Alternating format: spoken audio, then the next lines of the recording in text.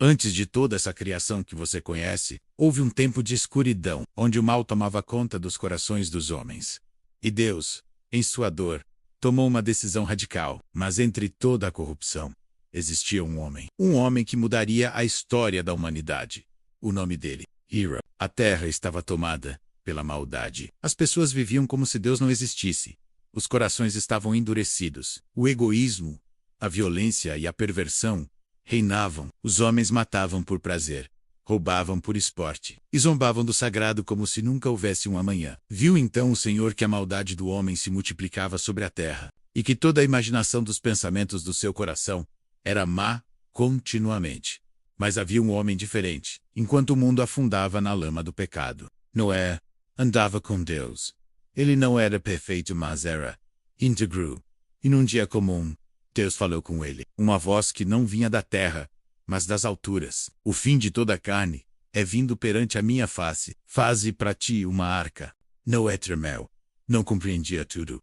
Mas seus vizinhos zombavam. Sua esposa temia, mas ele confiava. Ele sabia que a voz que o chamou era real. E se Deus falou, então haveria um motivo. E se haveria um motivo, então haveria também um propósito. Enquanto os outros construíam impérios, ele construía madeira sobre madeira. Enquanto zombavam, ele martelava. Enquanto dançavam, ele orava. Passaram-se anos, e a grande arca começou a tomar forma. A cada batida do martelo, um lembrete de fé. A cada tronco encaixado, uma entrega ao invisível. As pessoas riam dele, chamavam de louco, fanático, maluco, mas ele não parava. Seus filhos ajudavam. Sua família acreditava. E um dia, sem aviso, os animais começaram a chegar, em pares, 2 a 2, de todos os cantos da terra, como se obedecessem a um comando invisível. Leões, pombos, formigas, girafas, todos vinham. A cena era surreal. A multidão se reuniu ao redor. Alguns assistiam com curiosidade, outros gargalhavam, mas ninguém acreditava. O céu, porém, começou a se fechar. Uma nuvem negra cobria os campos. O vento cessava. O silêncio era diferente então. A porta da arca se fechou sozinha, como que pelas mãos do próprio Deus. Um silêncio. E então, um trovão, uma gota. Depois outra. Depois, o céu desabou. A chuva caiu como nunca antes. A terra se rasgou. As fontes do abismo se abriram. As águas subiram. Homens gritaram. Mulheres correram. Crianças choravam. Mas era tarde.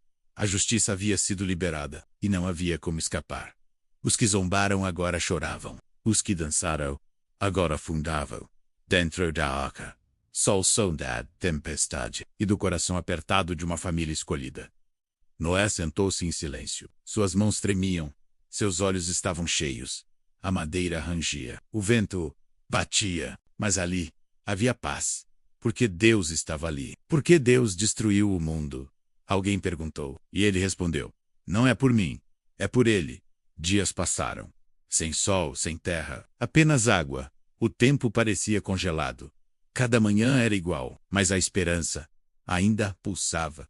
Noé orava. Seus filhos ajudavam a cuidar dos animais. O interior da arca era apertado, úmido, mas havia propósito. E quando tudo parecia eterno, um raio de luz entrou por uma fresta.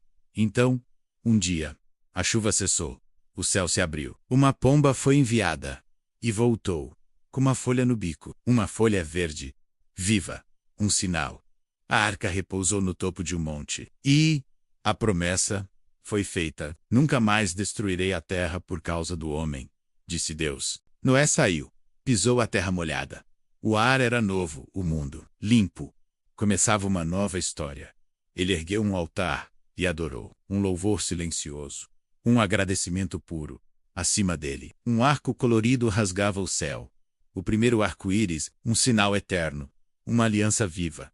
E até hoje, toda vez que você vê um arco-íris no céu, é Deus lembrando você de que, mesmo diante do caos, Ele ainda cumpre suas promessas. E agora? Pare. Reflita. Imagine você no lugar de Noé. Você teria obedecido? Teria acreditado quando ninguém mais acreditava? Teria construído algo tão grande apenas com fé? A história de Noé não é apenas sobre um barco. É sobre coragem.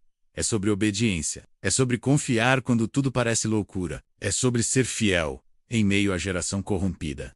E, sabrado, porque Deus ainda procura homens e mulheres como Noé, pessoas que não seguem a multidão, mas seguem a voz. Então, se essa mensagem tocou seu coração, aperte o botão de mais, deixe um coração e compartilhe essa palavra.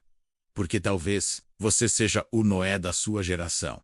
E lembre-se, quando tudo parecer perdido, quando todos te chamarem de louco, continue quando a tempestade chegar. Entre na arca, porque Deus ainda salva os obedientes.